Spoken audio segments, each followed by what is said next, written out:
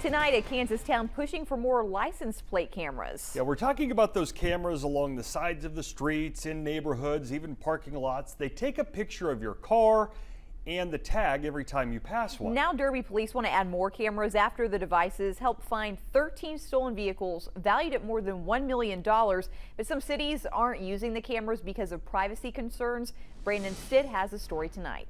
License plate readers like Flock bring up a question of public safety versus personal privacy, and how much of one are you willing to give up for the other? We have a lot of technology now, and we can do a lot of things, and are we comfortable with that technology? That technology is everywhere, and Derby police want more of it. Since 2022, Derby police have been using 7 cameras. The first year, they found 13 stolen cars and arrested several people.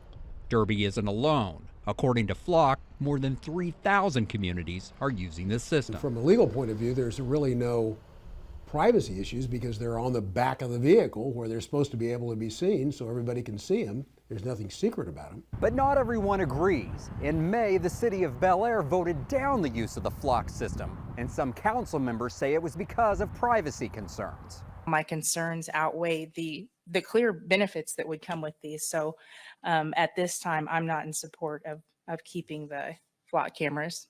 With the government implementing any sort of mass surveillance program like this, it just concerns me, and I can't support it. Those concerns were brought to light last year when a Keachai police lieutenant used Flock to track his estranged wife.